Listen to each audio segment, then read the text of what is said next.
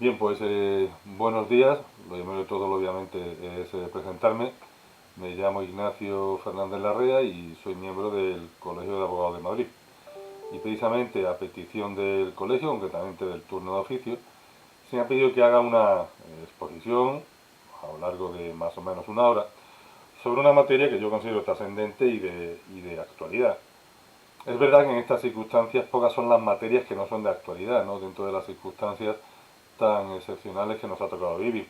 Pero es cierto que sobre esta materia, de manera reciente, se ha producido una modificación que puede ser relevante y por eso considero oportuna esta petición por parte del colegio de cara a efectuar esta exposición, centrándome obviamente, y ya lo anticipo, en las novedades afectantes en la materia.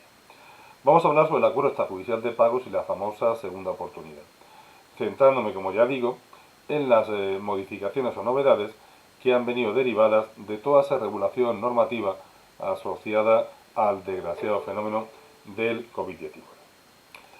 Precisamente por lo que respecta a la normativa afectante sobre la materia, creo conveniente comenzar por referirme a ella, distinguiendo entre lo que es la normativa a día de hoy aplicable y una futura o previsible normativa que también va a tener lógicamente una gran repercusión y trascendencia. Pero centrándonos en lo que a día de hoy, 6 de mayo, a las 11 de la mañana, existe realmente, esta normativa se concreta en lo siguiente. Por un lado, la ley concursal, la ley 22/2003, que incide en esta materia de manera indirecta en el artículo 5 bis, en cuanto que dentro de esta comunicación de negociaciones también se incluye la comunicación de negociaciones con los acreedores para llegar a obtener un acuerdo extrajudicial de pagos.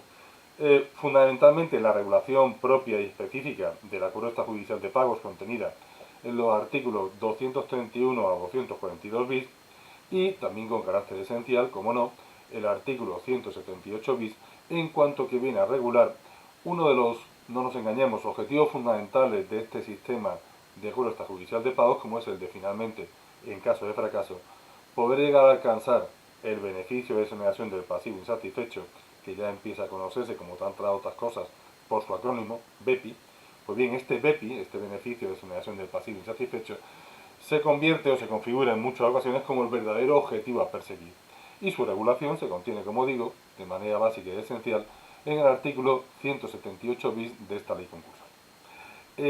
Creo que es conveniente para cualquiera que se acerque a esta materia de acuerdo extrajudicial de pagos y segunda oportunidad, comprobar, aunque sea mínimamente, cuáles han sido los precedentes. ¿Por qué? Porque gran parte de las ventajas e inconvenientes, fundamentalmente los segundos, que asola al actual sistema, yo creo que tienen su origen en una, para mí, muy criticable norma, como fue la Ley 14/2013 de 27 de septiembre, conocida abreviadamente como la conocida Ley de Emprendedores, y en cuyo articulado yo creo que se encuentra el origen de muchas de las taras de que adolece el actual sistema.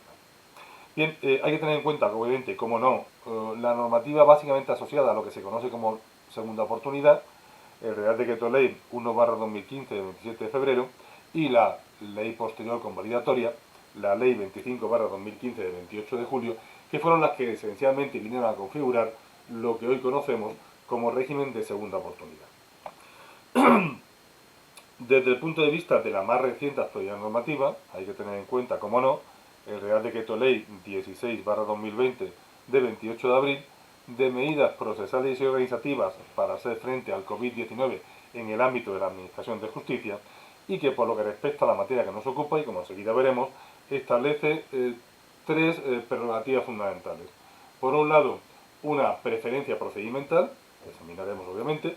En segundo lugar, las consecuencias que hay que asociar a la negativa de los mediadores concursales a aceptar su cargo de cara al acuerdo extrajudicial de pago. Y finalmente, una posibilidad de modificación del acuerdo extrajudicial de pagos, incluso durante su fase de cumplimiento. Como digo, ya nos referiremos más detalladamente a continuación. Y dentro de esta normativa a día de hoy existente y con indudable trascendencia para la materia, nos encontramos con una norma que está por ahí un poco escondida, un poco disimulada, pero que en mi opinión juega un papel trascendente para explicar la situación actual del régimen relativo al acuerdo extrajudicial de pagos. Esta norma, como digo, un tanto escondida y a veces muy desconocida, excepto para los directamente afectados por ella, es el Real Decreto 1860-2004 del 6 de septiembre, por el que se establece el arancel de derecho de los administradores concursales. ¿Por qué esta norma digo que es esencial?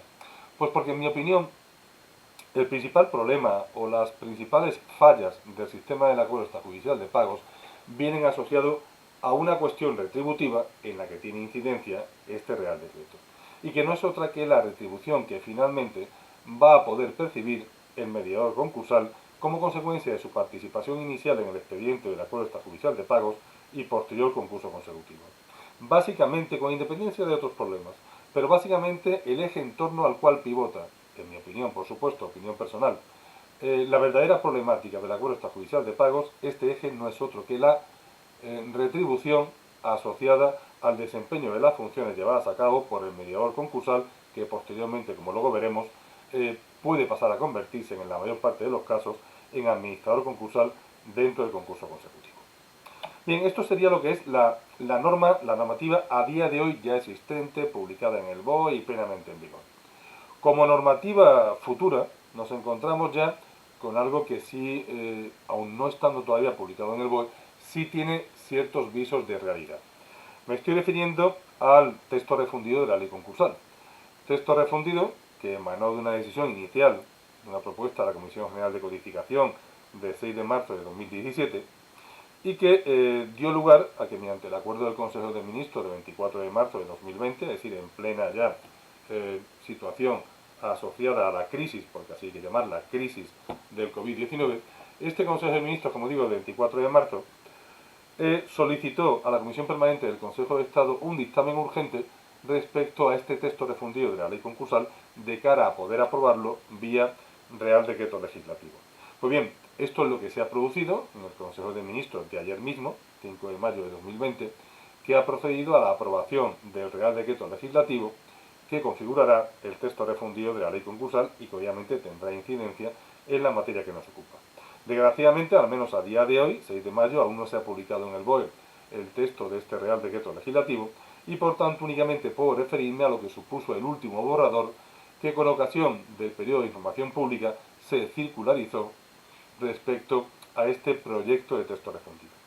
Con respecto al mismo, simplemente señalar que la sistemática del articulado varía más que considerablemente respecto a la hoy obrante en la ley concursal.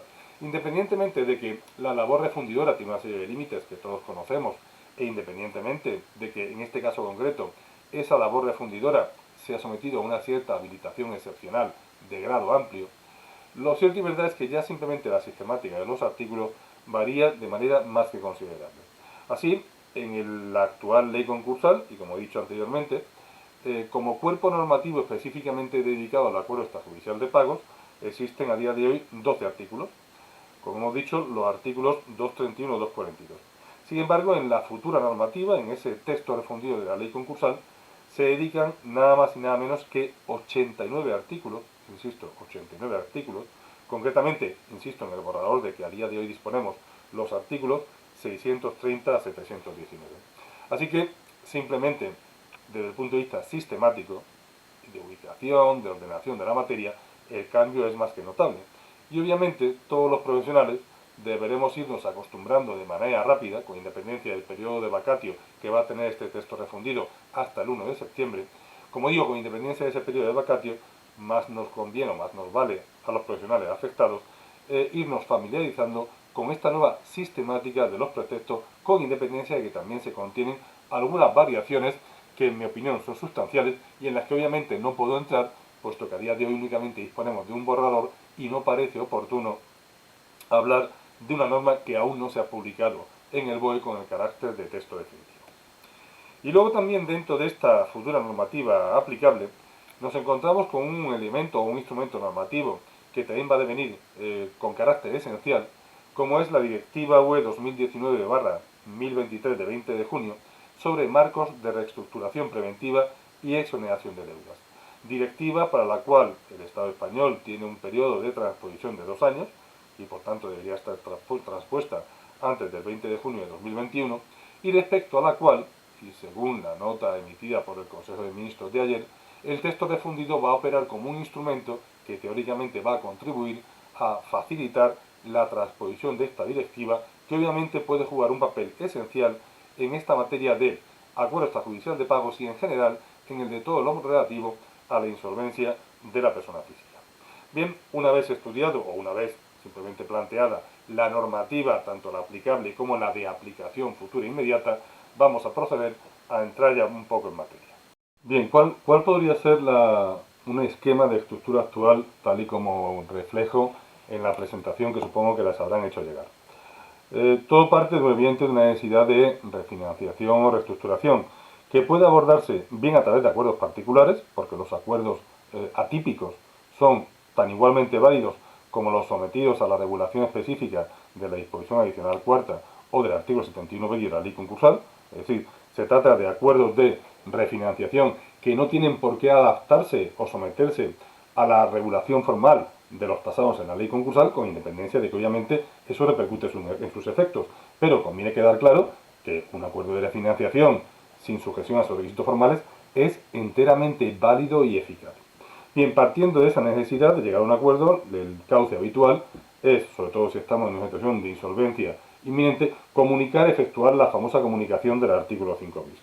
Comunicando que se está en un periodo de negociación con los acreedores, bien para obtener un acuerdo de refinanciación o bien para obtener un acuerdo extrajudicial de pagos. Precisamente con eso se asimila a ello todos los efectos del artículo 5 bis y se está iniciando paralelamente ese expediente de acuerdo extrajudicial de pagos.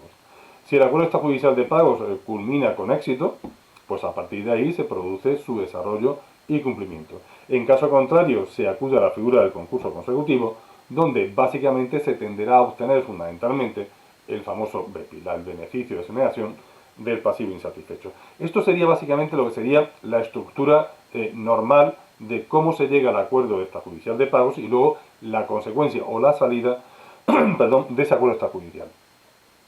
¿Cuál es realmente en la vida real, en la vida práctica, el régimen actual de este acuerdo extrajudicial de pagos?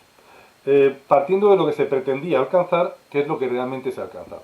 Se nos hablaba de un procedimiento no formalista, lo cual hay que ponerlo un poco en cuarentena, puesto que realmente ya en la propia solicitud, y como tendremos ocasión de ver, existen una serie de disquisiciones, como por ejemplo la valoración de los créditos hipotecarios, que desde luego no cabe calificar como de no formalista. Se perseguía un procedimiento ágil, algo que evidentemente no se cumple. No se cumple no solamente porque se habla de plazos absolutamente inciertos, sino porque existe una auténtica demora, sobre todo asociado al resultado final. Al resultado final me refiero al concurso consecutivo, en el cual la tramitación, especialmente si se decae en juzgado de media instancia, no puede en modo alguno calificarse como ágil. Tenemos un problema adicional, y es que en este sistema concurre la presencia de lo que yo vengo a llamar numerosos opinadores no profesionales. Se trata de una regulación, una legislación que ha sido objeto de amplia difusión en los medios de comunicación, no siempre acertada. Y ello ha generado en el público una idea preconcebida, errónea, respecto al verdadero alcance y contenido de este sistema de ley de segunda oportunidad. Como consecuencia de ello, no son pocos los clientes que vienen ya con esa idea preconcebida, aprehendida en tertulia de bar o en oír un programa radiofónico o en escuchar y ver algún programa televisivo en el que gente, no siempre con el debido conocimiento, tiende a pontificar sobre este tema de la ley de segunda oportunidad y a mandar un mensaje que en no pocas ocasiones es absolutamente erróneo. Consecuencia directa para nosotros como profesionales. El cliente viene ya con unas ideas preconcebidas que en ocasiones cuesta gran trabajo desmontar y desarticular. Y como cuarta nota característica de este sistema, y que en la propia presentación ya pongo en grandes letras mayúsculas, es la inseguridad. La absoluta inseguridad con la que los profesionales que trabajamos en esta materia nos enfrentamos a cada asunto, porque no hay criterios uniformes, porque tenemos que estar permanentemente trabajando, caminando sobre el alambre, sin red alguna por debajo. Existe una gran disparidad de criterios entre los propios tribunales, existe una gran inseguridad en cuanto al alcance de determinadas normas, existe una ausencia de un criterio interpretativo unificador y por tanto, como digo, aquí en ocasiones 2 más 2 son 4 y en otras ocasiones son 6, 28 o 36, dependiendo de quién intervenga en esa operación de suma. Voy a permitirme leer unas palabras que yo entiendo que describen de manera muy adecuada la situación actual del régimen del acuerdo extrajudicial de pagos y segunda oportunidad. Los trámites judiciales y extrajudiciales para conseguir la exoneración son excesivamente largos, en muchas ocasiones superiores a un año de gestiones, primero en la notaría y después ante un juzgado. Los tribunales que conocen de estos pleitos llevan colapsados años. La judicialización de una parte importante de la vida económica de los ciudadanos y la incidencia de la crisis económica ha bloqueado el ritmo de trabajo de los órganos judiciales, que trabajan en muchas ocasiones por encima del 200% del módulo o volumen asumible de asuntos por tramitar. No hay criterios uniformes en la aplicación de la ley de segunda oportunidad. La demora en los trámites, tanto extrajudiciales como judiciales, agrava la situación de angustia y desamparo del deudor. Y las lagunas técnicas de la regulación actual han dado lugar a una cierta picaresca, ya que se han visto beneficiados por la ley personas que no estaban realmente en situación de riesgo de exclusión social y que no eran realmente deudores de buena fe. Este dramático resumen de la situación actual no proviene de la opinión o palabras de este letrado que les habla, sino que provienen directamente, y así han sido publicadas, de un magistrado especializado en lo mercantil, que posiblemente sea una de las principales autoridades, no solamente judiciales, sino doctrinales en la materia. Con lo cual realmente esta es la situación actual a la que nos enfrentamos los profesionales que desempeñamos nuestra labor o pretendemos desempeñarla en el ámbito de la insolvencia de la persona física. Bien, ¿cómo se traduce esta dramática situación así relatada en números contantes y sonantes? Bien, en la presentación me he permitido adjuntarles una serie de estadísticas, todas ellas por supuesto tomadas de fuente oficial, ya sea el Reforo, fundamentalmente el Consejo General del Poder Judicial, y en base a la cual he hecho una última tabla evolutiva, esta sí de la elaboración propia, pero obviamente basándome en esas fuentes oficiales. Así tenemos que en el año 2018 se comunicaron como inicio de expediente de acuerdo extrajudicial de pago 337 expedientes, de los cuales se comunicó el cierre 71. Esto es una dinámica que se observa a lo largo de estos 3 últimos años. De promedio, tan solo un 20% de los expedientes de acuerdo extrajudicial de pagos que se inician, llegan a buen puerto y se comunica su cierre como tal expediente de acuerdo extrajudicial de pagos. Ergo, únicamente un 20% de los acuerdos extrajudiciales de pago llegan a buen fin. Por lo que respecta a la evolución en estos años, sí interesa destacar que entre el año 2016 y el año 2018, el incremento de expedientes de acuerdo extrajudicial de pago que han llegado a buen puerto únicamente se ha incrementado en un 25%, mientras que por el contrario, el número de concursos consecutivos entre el año 2016 y el año 2018 se ha incrementado nada más y nada menos que en un 187%. Son números, son datos, evidentemente incluso la estadística es interpretable, pero yo creo que esto nos arroja un retrato bastante fidedigno en cuanto al estado actual del sistema de acuerdo extrajudicial de pagos, que yo creo que puede considerarse a día de hoy como directamente fracasado. Dicho esto, veamos qué ha operado o qué ha regulado esta nueva normativa excepcional asociada a la situación de crisis COVID-19 respecto a esta materia, al acuerdo extrajudicial de pagos y la consiguiente segunda oportunidad. En este sentido, el Real Decreto Ley 16/2020 de 28 de abril ha establecido, como ya dije al principio de la exposición, 3 pautas fundamentales. Por un lado, una preferencia procedimental de carácter procesal en cuanto a este tipo de procedimientos. En segundo lugar, las consecuencias que cabe asociar a la falta de aceptación en su nombramiento por parte de los mediadores concursales. Y en tercer lugar, la posibilidad de modificación del acuerdo extrajudicial de pago durante su fase de cumplimiento, que ya les adelanto que en mi opinión no ha sido sino un mero acto reflejo respecto a una regulación verdaderamente dirigida y orientada no al acuerdo extrajudicial de pagos, sino realmente al convenio concursal. Por lo que respecta a la preferencia de procedimientos, el artículo 7 de este Real Decreto Ley 16/2020 señala que desde el levantamiento de la suspensión de los plazos procesales y hasta el 31 de diciembre de 2020, es decir, hasta la finalización de este, ya cabe calificarlo como aciago año 2020, se tramitarán con preferencia una serie de procedimientos, entre los cuales en el orden jurisdiccional civil se señalan los procedimientos concursales de deudores que sean personas naturales y que no tengan la condición de empresarios. Matiz evidentemente relevante. No todo procedimiento concursal de persona física va a tener este carácter preferente, sino exclusivamente aquel que sea de persona física y que no ostente la condición de empresario. Y basta con acudir al artículo 231 de la ley concursal para evidenciar cómo es más que amplio el ámbito de delimitación de esta figura de, entre comillas, empresario de cara a la cuesta judicial de pagos, con lo cual obviamente únicamente un porcentaje residual de aquellas personas naturales que no ostenten a estos efectos, ojo, a estos efectos, la condición de empresario, van a tener este carácter preferencial en la tramitación de su procedimiento. Hay que plantearse si esta preferencia es absoluta, y lo primero que cabe indicar es que no. No es absoluta no solamente respecto al contenido general de las leyes procesales, sino que incluso este propio Real Decreto Ley 16/2020 los coloca en situación de igualdad preferencial respecto a otros dos tipos de procedimientos. En primer lugar, los procesos derivados de la falta de reconocimiento por la entidad acreedora de la moratoria legal en las hipotecas de vivienda habitual y de inmuebles afectos a la actividad económica. Y también tendrán igual carácter preferente los procesos derivados de cualesquiera reclamaciones que pudieran plantear los arrendatarios por falta de aplicación de la moratoria prevista legalmente o de la prórroga obligatoria del contrato. Es decir, nuestro procedimiento concursal de persona natural no empresario va a coexistir en ámbito de preferencia con al menos estos dos procedimientos, con lo cual obviamente no se trata de una preferencia procesal de carácter absoluto.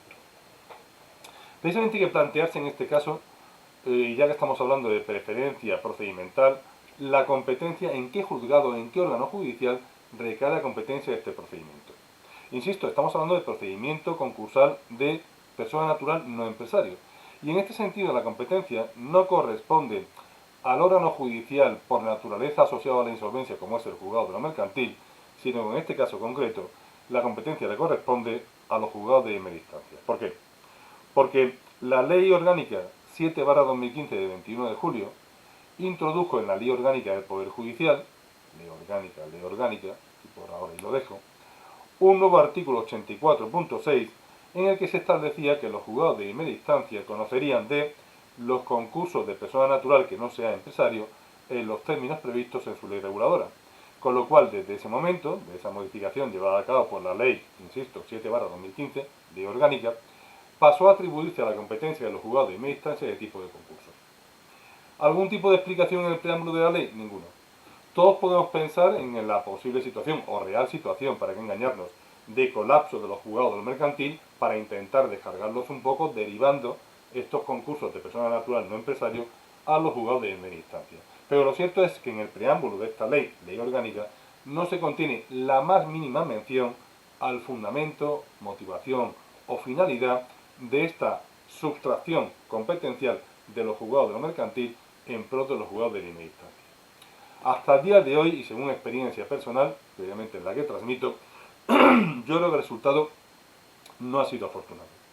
Los juzgados de primera instancia, a diferencia de lo que ya ocurría con los juzgados del mercantil, que estaban más que habituados a la práctica concursal, los juzgados de primera instancia, como digo, desconocían la materia, no estaban familiarizados y por tanto la tramitación se hace especialmente lenta en este tipo de juzgados.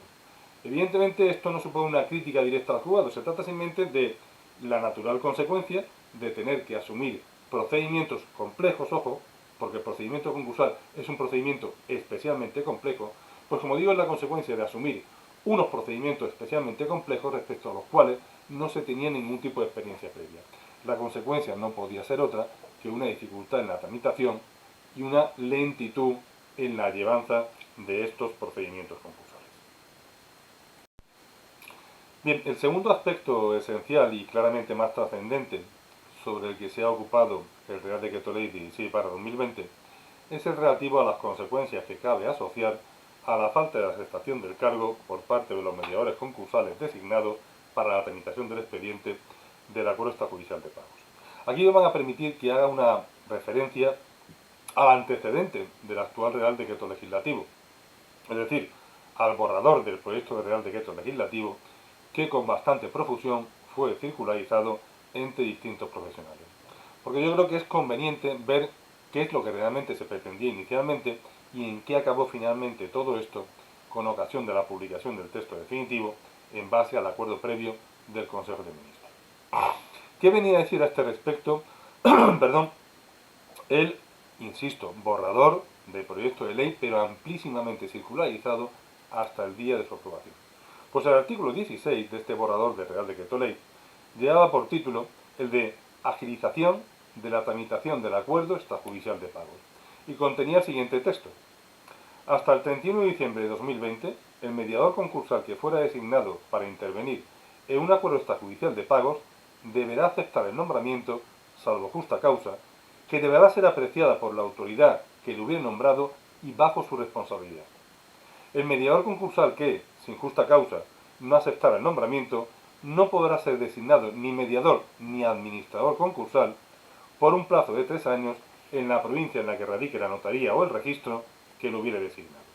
Esto es, se establecía un régimen sancionador, claro y taxativo, para el mediador concursal que sin justa causa no aceptara el cargo.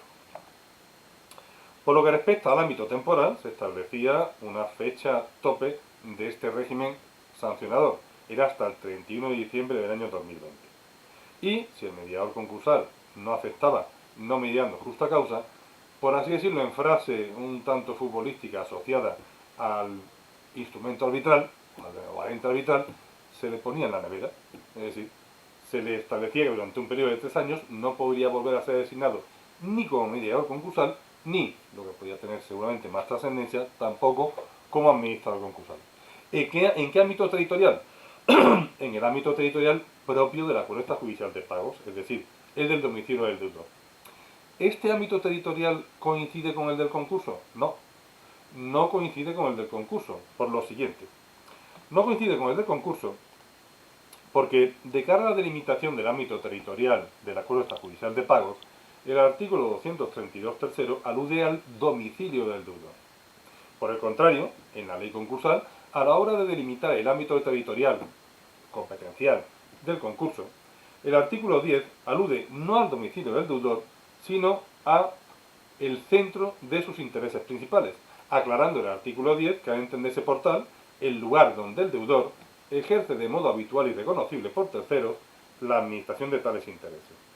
Obvio resulta poner de manifiesto que pueden no coincidir, que no tienen por qué coincidir el domicilio, sede competencial a efectos de acuerdo extrajudicial de pagos, con el centro de sus intereses principales a que alude a la ley concursal, y por tanto aquí ya tenemos una mera discordancia de ámbito territorial entre el concurso y el expediente, el acuerdo extrajudicial de pagos. Seguía avanzando este, insisto, borrador que finalmente no llegó a buen puerto, en que la apreciación de la justa causa debería producirse por parte de la autoridad que lo hubiera nombrado. Con lo cual obviamente se estaba confiriendo al notario, al fedatario público, un régimen de autoridad que en mi opinión resulta un tanto alejado de las funciones que le son propias. Bien, este era el régimen que se contenía en lo que, insisto, era un borrador que fue circularizando hasta el mismo día de la aprobación del Real Decreto Ley por parte del Consejo de Ministros. ¿Qué fue lo finalmente publicado en el BOE de 29 de abril de este mismo año? Pues el Real Decreto Ley 16/2020, en el cual ya el artículo 16 no existía, pero no existía a estos efectos, obviamente, siendo sustituido por un artículo 17 que llevaba exactamente el mismo título que el del artículo ya fenecido. El artículo 17 del vigente Real Decreto Ley 16/2020 se titula Agilización de la tramitación del acuerdo extrajudicial de pagos. Pero el texto, el contenido del artículo, no tiene absolutamente nada que ver, no se parece en nada, no coincide absolutamente en nada con el texto contenido en el borrador. ¿Qué es lo que viene a decir el texto del artículo hoy vigente? Viene a señalar que durante el año siguiente a la declaración del estado de alarma se considerará que el acuerdo extrajudicial de pago se ha intentado por el deudor sin éxito si se acreditara que se han producido 2 faltas de aceptación del mediador concursal para ser designado a los efectos de iniciar el concurso consecutivo comunicándolo al juzgado. En opinión de quien les lava, la redacción, en opinión al menos, parece un tanto confusa, con lo cual vamos a intentar diseccionar el contenido del artículo de cara a intentar comprender de modo adecuado cuál es su contenido. Podríamos estructurarlo en un plazo temporal, un supuesto de hecho y una consecuencia. En cuanto al plazo temporal, no se establece el mismo plazo que se establecía en el borrador, que recordemos aludía al 31 de diciembre de 2020, sino que ahora se alude a durante el año siguiente a la declaración del estado de alarma, con lo cual el día de este periodo coincidirá no con el 31 de diciembre de 2020, sino con el 14 de marzo de 2021, en el que se cumplirá un año desde la declaración del estado de alarma, que como todos ustedes recordarán, se produjo con ocasión del Real Decreto 463/2020 de 14 de marzo.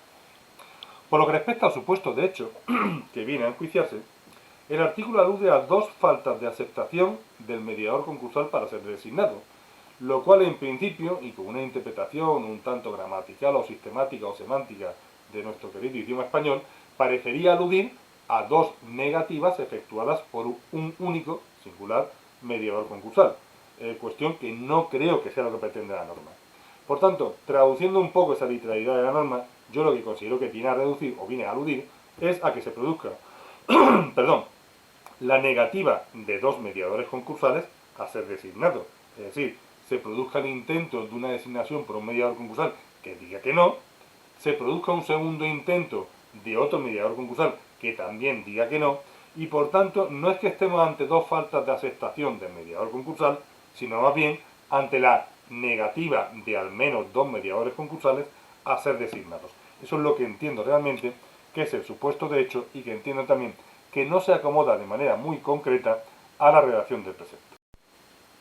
Bien, hemos ya delimitado el ámbito temporal, hemos delimitado el supuesto de hecho y ahora vamos a ver cuál es la consecuencia. ¿Cuál es la consecuencia que se anuda a esa imposibilidad de designación de mediador concursal basada en la negativa concurrente de al menos dos de ellos? Pues la ley señala que se considerará el acuerdo extrajudicial de pagos que se ha intentado por el deudor sin éxito. Esta expresión añadida de sin éxito yo creo que puede dar lugar a ciertos problemas interpretativos. En mi opinión hubiera bastado con decir que se ha intentado la celebración del acuerdo extrajudicial. ¿Por qué? Porque sobre todo luego se nos aclara que es a los solos efectos de iniciar el concurso consecutivo. Y para iniciar el concurso consecutivo basta basarlo en esa imposibilidad de alcanzar el acuerdo. Con lo cual entiendo realmente que hubiera sido preferible, insisto, de cara a evitar futuros problemas interpretativos, aludir sin más a que se considerará intentado el acuerdo extrajudicial sin necesidad de añadir esa coletilla de sin éxito. Bien, ¿cuál es la explicación real de esta norma? Tanto en su versión inicial, procedimiento sancionador contra el mediador concursal que no aceptara, como en su versión actual, ya plenamente vigente, con independencia de su posterior convalidación del Real Decreto Ley, obviamente, pero en cuanto a su versión de texto definitivo, ¿cuál es la explicación de la norma? Pues básicamente que se es absolutamente consciente que se produce con notable frecuencia la falta de aceptación por parte de los mediadores concursales. ¿Y cuál es el problema?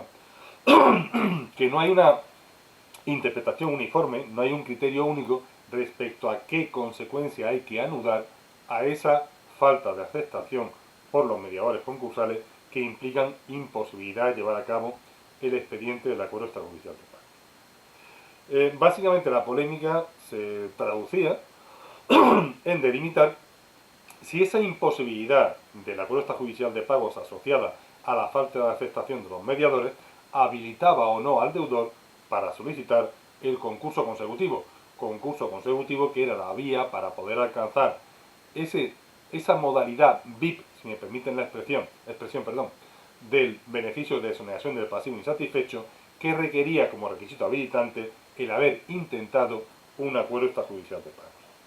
En este sentido, cabe señalar que la postura mayoritaria, en los muy distintos foros, no solamente en el ámbito propio y exclusivo de resoluciones judiciales, en casi todos los foros, la opinión mayoritaria era la proclive a considerar que, al tratándose de una causa no imputable al deudor, debía entenderse como intentado el acuerdo extrajudicial y que, por tanto, nada obstaba a la solicitud de un concurso consecutivo.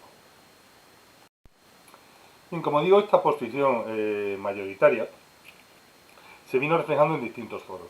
Así, esa fue la conclusión a la que se alcanzó en el Seminario de Jueces de lo Mercantil y el Juzgado de Media Instancia especializado en la materia de Barcelona de 15 de junio de 2016, en la que los participantes consideraban que se trataba de una causa no imputable al deudor y que por tanto no debería impedir la solicitud del concurso consecutivo.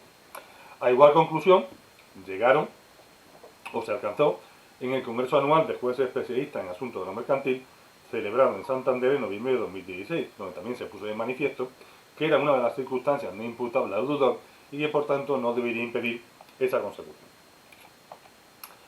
Dentro de las distintas resoluciones judiciales existen distintos autos, sentencias especialmente de audiencia provincial, que vienen a refrendar esta tesis. Es decir, la no designación de mediador concursal por causa no imputable al deudor no debería impedir la solicitud de concurso consecutivo.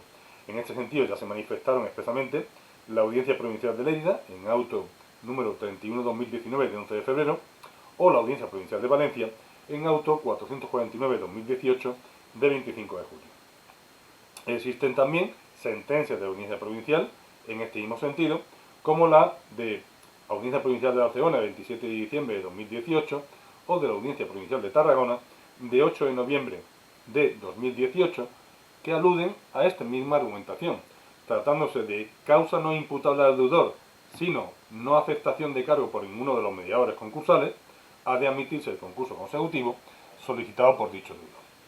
Sin embargo, ¿cuál era el problema? Que obviamente mayoría no significa por definición unanimidad, y así había también otros tribunales y juzgados que entendían muy al contrario, que no correspondía. Antes de referirme a esta parte contraria, simplemente por la importancia que tiene, dada la participación de registradores y notarios, sí me gustaría hacer mención a la respuesta de la Dirección General de los Registros del Notariado, en su anterior denominación, de 14 de mayo de 2019 a una consulta del Colegio Notarial de Madrid, en la que venía a señalar que una vez intentado el nombramiento sin obtener la aceptación de un mediador durante el plazo de 2 meses que marca la ley para intentar llegar a un acuerdo, debe tenerse a todos los efectos por intentado el acuerdo sin perjuicios para el deudor y, por tanto, pudiendo éste instar el concurso consecutivo. Bien, como decía anteriormente, no había unanimidad al respecto y, de hecho, algunos juzgados de primera instancia, como por ejemplo el juzgado de primera instancia número 46 de Madrid, en auto de 14 de noviembre de 2018, vino a señalar que no es que considerara interpretable la cuestión, vino a señalar literalmente lo que les leo. Va mucho más allá de lo razonable, ojo, no interpretación legal, no, va mucho más allá de lo razonable, y estoy leyendo literalmente, estimar que con esta sola actuación notarial puedan haberse colmado los requisitos propios de un intento real de acuerdo extrajudicial de pagos como para admitir un concurso consecutivo. Con lo cual, independientemente del sentir mayoritario o el criterio doctrinal o el criterio de la dirección general, lo cierto es que nos encontramos con que esta decisión judicial de 14 de noviembre de 2018 ha ocasionado que a día de hoy, casi 2 años después, este deudor esté aún pendiente de que la Audiencia Provincial de Madrid decida con respecto a si tiene derecho o no al concurso consecutivo. Con lo cual, insisto, más allá de que doctrinalmente podamos ampararnos en criterio mayoritario, lo cierto y verdad es que los profesionales nos encontramos luego con decisiones judiciales que sobrepasan este criterio mayoritario, y obviamente en su libre criterio de interpretación, abogan a este tipo de situaciones. También hay una resolución de audiencia provincial con respecto a esta materia, la de la Audiencia Provincial de Cádiz, en auto 49-2019 de 11 de febrero, que también entiende que no procede la admisión del concurso consecutivo, que se pudiera presentar el notario o el deudor ante la falta de designación de mediador concursal. Si bien esta audiencia provincial, la Audiencia Provincial de Cádiz, en este referido auto, lo que viene a señalar es que esto no habilita para solicitar el concurso consecutivo, pero sí habilita para acogerse a la modalidad privilegiada o VIP, como yo la llamo, del beneficio de exoneración del pasivo insatisfecho al amparo del artículo 178 bis en el ámbito de un procedimiento concursal ordinario. En mi opinión me parece una tesis bien intencionada, pero un tanto aventurada. Pretender establecer esa modalidad de tratamiento VIP de exoneración del pasivo, que lleva aparejado necesariamente, según la dicción del artículo 178 bis, un intento de acuerdo extrajudicial de pagos no habiéndose verificado, y negar a su vez la posibilidad de instar un concurso consecutivo, como digo, me parece una tesis o una interpretación bien intencionada, pero un tanto arriesgada. Precisamente por eso era necesario que y especialmente en estas circunstancias en las que se prevé una aluvión de procedimientos concursales de persona natural no empresario que podrían evitarse mediante el acuerdo extrajudicial de pagos, pues bien, parecía necesario que el Real Decreto Ley entrara en ello. Sin embargo, ello yo creo que nos obliga a situarnos un poco en el contexto y por tanto tratar de entender la figura del mediador concursal, que supone, que implica, qué funciones desarrolla, sobre todo para intentar incluso explicar dónde puede estar el origen de su negativa a la aceptación y qué consecuencias realmente pueden derivarse de ello. Bien, empecemos por sus requisitos, los requisitos del mediador. El artículo 200, del mediador concursal, obviamente, el artículo 233 de la ley concursal señala que el mediador concursal debe reunir la condición de mediador de acuerdo con la ley 5/2012 de 6 de julio, que básicamente exige como requisito el estar en pleno ejercicio de los derechos civiles cuando se trata de persona natural, el estar en posesión de título oficial no universitario o de formación profesional superior y tener formación específica en materia de mediación y suscribir un seguro o garantía equivalente que cubra la responsabilidad civil asociada a su actuación como tal mediador. Junto a ello, el artículo 233 añade algo que resulta ser esencial a estos efectos. ¿Por qué? Porque dice que también debe reunir los requisitos para actuar como administrador concursal, debe reunir las condiciones previstas en el artículo 27. ¿Por qué hace esta mención el artículo 233 a para actuar en su caso como administrador concursal?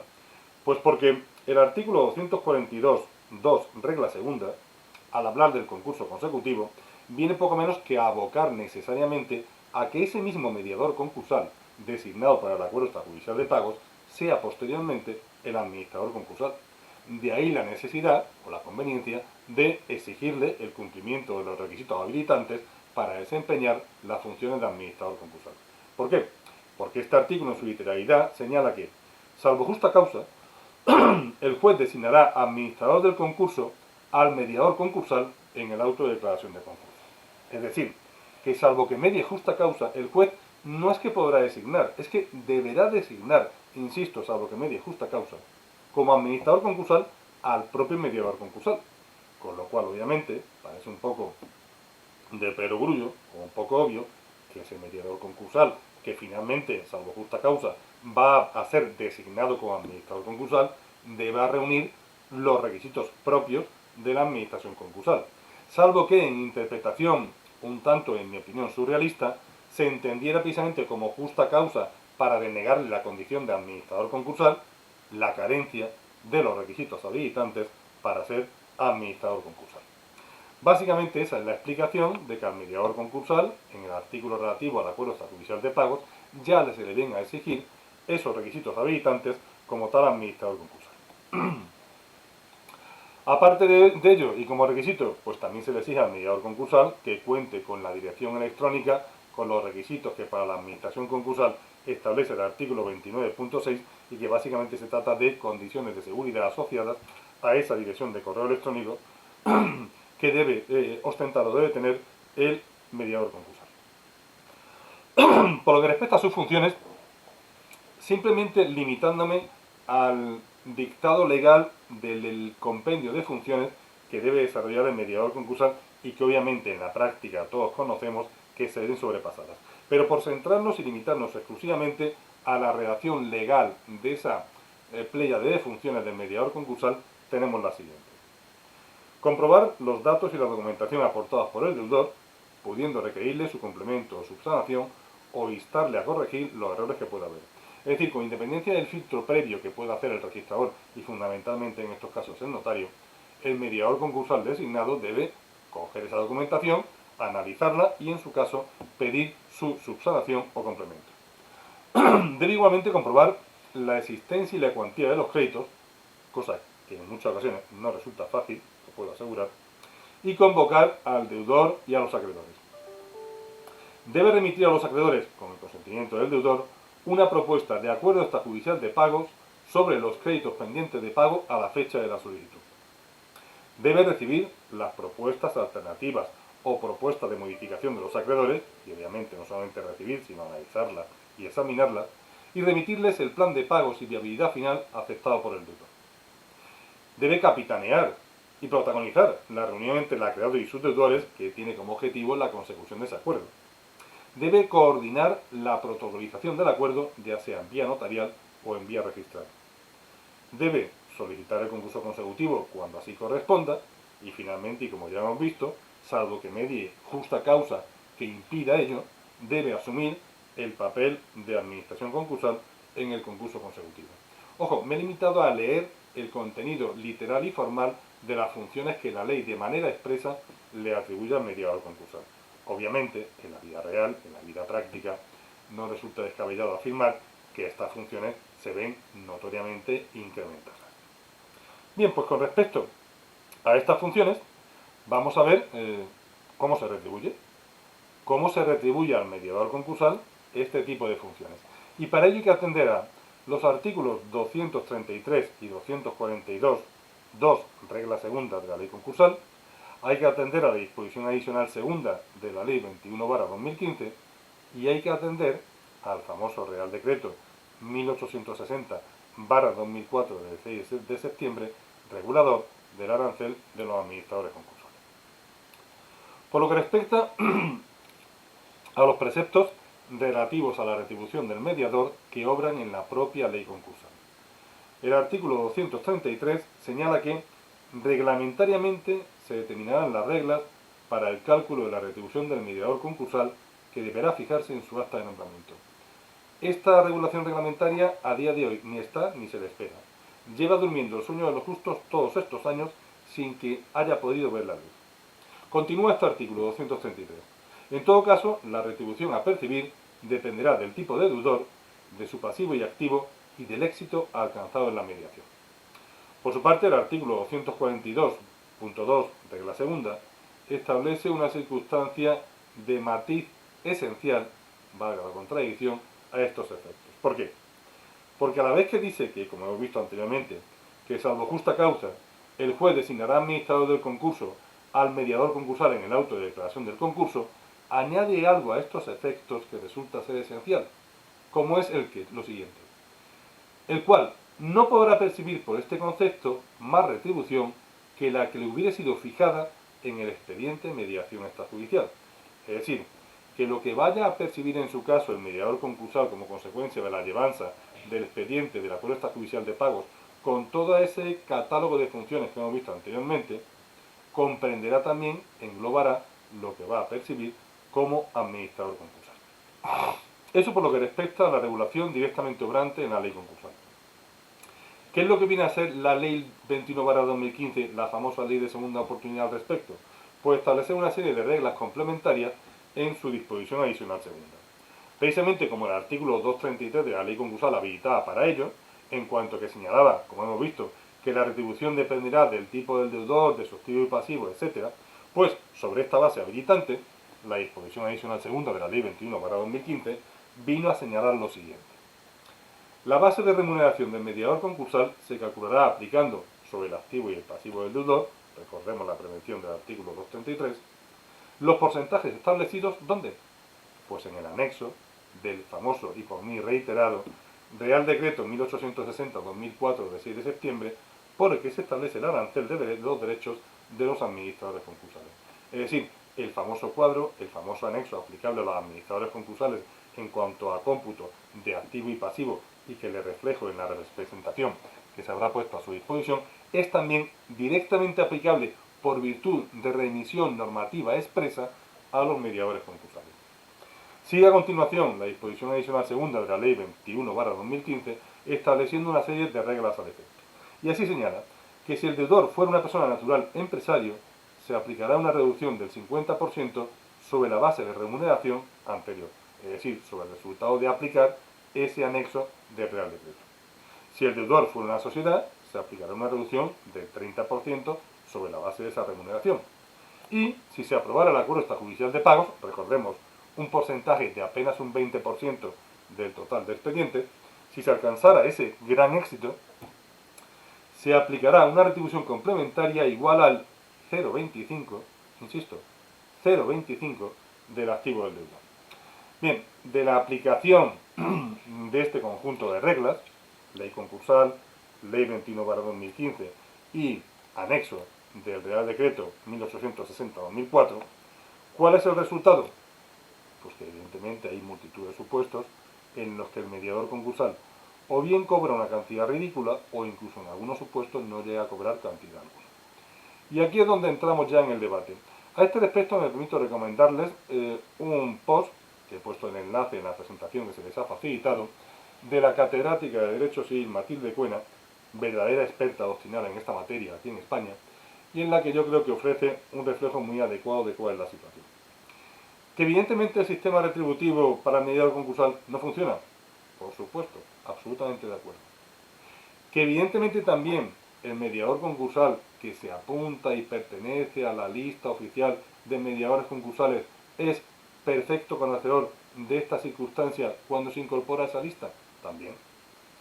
Con lo cual, lo que no parece muy de recibo es que para luchar contra un sistema de retribución que efectivamente es injusto, es literalmente injusto, pero lo que no parece adecuado es que la reacción frente a este sistema de retribución al que me he asociado y vinculado libremente al incorporarme a la lista se traduzca en que yo pueda evadir mi responsabilidad negándome a aceptar el cargo y no conllevando ningún tipo de responsabilidad a efectos reales de régimen efectivamente sancionado. Sobre todo teniendo en cuenta que esa negativa, hasta la publicación de este Real Decreto Ley, llevaba el riesgo, el serio riesgo, de que dependiendo de en qué tribunal o juzgado te tocara, podía acarrear para el deudor la imposibilidad de solicitud de concurso consecutivo. Por tanto, yo creo que el régimen sancionador previsto inicialmente en el borrador del Real Decreto Ley tenía sus fallas, incluso deontológicamente podía ser sometido a una severa crítica, pero no dejaba de ser, en cierto modo, cohonestar la posibilidad que tiene el mediador concursal de voluntariamente abandonar su posición en la lista. Sin embargo, no se ha optado, como hemos visto, por este sistema y lo que se ha hecho es anudar a esa misma consecuencia no un criterio o un efecto sancionador para el mediador concursal que en si justa causa se niega, sino establecer un intento de beneficio para el deudor que se ve sometido a esa circunstancia no imputable a sí mismo. ¿Cuál es esa consecuencia? Pues la que estamos viendo, la de que se entenderá intentado sin éxito el acuerdo extrajudicial, posibilitándosele la oportunidad de solicitar el concurso consecutivo en el cual poder alcanzar el ansiado BP. A este respecto, sin embargo, hay que tener en cuenta qué trascendencia puede tener esta nueva regulación, no ya evidentemente respecto a los expedientes futuros, sino si puede tener o no algún tipo de trascendencia con respecto a los expedientes ya iniciados y que estén en curso. Ojo, no me refiero a una eficacia retroactiva que en principio, y salvo habilitación expresa, está vedada para cualquier norma, sino a la verdadera trascendencia práctica que esta regulación nueva puede tener como efecto reflejo respecto a expedientes que estén en fase de impugnación o recurso. ¿Qué es lo que puede ocurrir a este respecto a expedientes en los cuales se haya producido ya esa negativa por parte del mediador concursal a aceptar y que por tanto hay que plantear ante el ante el juzgado de media instancia o ante el juzgado mercantil la intención de solicitar el concurso consecutivo?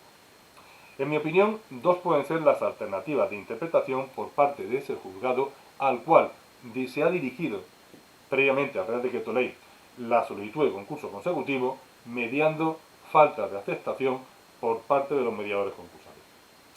Una interpretación positiva, entender que como el Real Decreto Ley 16/2020 ya anuda la consecuencia de imposibilidad de acuerdo extrajudicial a la negativa de dos mediadores concursales, bastará con haber acreditado en ese expediente previo que se había intentado al menos la designación de dos mediadores.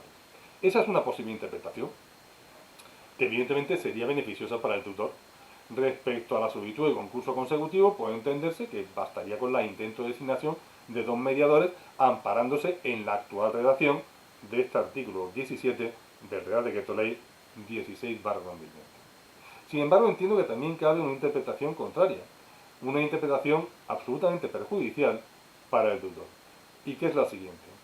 El deudor previamente a este Real Decreto Ley 16/2020 intentó la designación de mediadores concursales y se produjo la negativa de ese mediador concursal o de esos mediadores concursales a aceptar el cargo. El deudor intenta solicitar el concurso consecutivo, insisto, previamente a la entrada en vigor de este Real Decreto Ley 16/2020. ¿Cuál puede ser la reacción del tribunal, del juzgado que conoce de ese intento de solicitud de concurso consecutivo? Entender que en ese momento, y no siendo aún de aplicación el Real Decreto Ley 16/2020, no cabe la posibilidad. Es decir, entender que únicamente a partir de esa expresa habilitación legal obrante en el Real Decreto Ley 16/2020 es cuando por primera vez es posible anudar a la negativa de la aceptación de los mediadores concursales la consecuencia de posibilidad de solicitar el concurso consecutivo. Y entender, por tanto, que con respecto a los expedientes previos, como no mediaba esa expresa previsión legal, no correspondía la solicitud de concurso consecutivo. En mi opinión, en mi humilde opinión, yo creo que esto podría haberse solventado mediante una disposición transitoria que al menos respecto a aquellos expedientes en los cuales se hubiera verificado la negativa de aceptación, se hubiera producido incluso la solicitud de concurso consecutivo, pero aún no hubiera recaído resolución judicial al efecto, se estableciera que transitoriamente les era de aplicación esa posibilidad de considerar intentado, sin éxito o no, el acuerdo extrajudicial de pagos de cara a esa solicitud. Como no hay esa disposición transitoria, entiendo que se corre el riesgo de que determinados tribunales o juzgados entiendan factible esa interpretación. Situación anterior carente de habilitación legal expresa, hay que entender que no cabía la posibilidad de equiparación de negativa de aceptación a solicitud válida de concurso consecutivo. Bien, por lo que respecta a futuro, por lo que respecta a los procedimientos que pueden desencadenarse a partir de la publicación del Real Decreto Ley 16/2020. Tenemos un concurso consecutivo al cual es posible llegar sin un acuerdo extrajudicial de pagos previo. Bien, a este respecto, y por lo que se refiere al artículo 242 bis, que es el que, no olvidemos, contempla las especialidades del concurso consecutivo aplicable a persona natural no empresario, ese procedimiento que va a tener carácter preferente, entiendo que nos encontramos con una doble problemática respecto al contenido de este artículo 242 bis. En primer lugar, creo que queda huérfana la legitimación excepcional que de cara al notario contiene la regla novena de ese artículo 242 bis. ¿Por qué? Porque en ese artículo 242 bis se alude a lo siguiente. Si al término del plazo de 2 meses el notario, o en su caso el mediador, considera que no es posible alcanzar un acuerdo, instará el concurso del deudor en los 10 días siguientes, remitiendo al juez un informe razonado con sus conclusiones. Esa habilitación del notario está ligada y vinculada, como hemos visto, al transcurso efectivo del plazo de 2 meses. Sin embargo, la negativa a su aceptación por parte de 2 mediadores concursales es perfectamente posible que se verifique antes de la finalización del plazo de 2 meses. ¿Qué ocurre? ¿Se ve imposibilitado en tal caso el notario, al no haber transcurrido el plazo de 2 meses, de solicitar el concurso? Pues a esto parecería abocar la interpretación del artículo 242 bis de la novena. Y por lo que respecta al contenido de la regla décima de este artículo 242 bis, que sigue vigente para el concurso consecutivo de persona natural no empresario, si me permiten la expresión, hace de peor condición a este deudor. ¿Por qué? Porque se trata de un deudor que por causa no imputable al mismo, cuestión que es esencial, se ha visto imposibilitado de intentar, ni tan siquiera intentar, llegar a un acuerdo extrajudicial de pago con sus acreedores. Y un deudor al que desgraciadamente también se le va a impedir esa posibilidad en sede concursal. ¿Por qué? Porque el artículo 242 bis, regla décima, que permanece inalterada, señala que el concurso consecutivo, para este caso de persona natural no empresario, se abrirá directamente en la fase de liquidación, con lo cual este pobre deudor, persona natural no empresario, que asumió el coste, el trabajo y el esfuerzo de intentar iniciar un expediente de acuerdo extrajudicial de pagos, posiblemente, o más que seguramente, asesorado por parte de un letrado, que intentó el contacto con el notario, intentó la designación, y que se encuentra que por causa no imputable a él, como es la no aceptación por parte de los mediadores, la consecuencia a la que le llevamos es que ni tendrá el intento de acuerdo, ni tendrá posibilidad alguna de convenio, con lo cual, evidentemente, y en mi opinión, se le hace de muy peor condición. ¿Cuáles, en mi opinión muy personal, las consecuencias prácticas de esta regulación? Yo creo que suponen un verdadero mazazo, un verdadero torpedo en la línea de flotación del acuerdo extrajudicial de pagos. ¿Por qué? Porque se está fomentando que se acuda al concurso consecutivo. Sabiendo ya que la aceptación del mediador concursal, al cual no se le ha modificado su régimen retributivo, va a llevar aparejada, y se va a seguir produciendo, obviamente, porque se va a seguir produciendo, va a llevar aparejada la entrada, sin ningún tipo de dificultad, en el concurso consecutivo en el cual puedo obtener ese beneficio de exoneración del pasivo insatisfecho, pues obviamente se desincentiva el intento verdadero, efectivo y recurrente del acuerdo extrajudicial de pagos.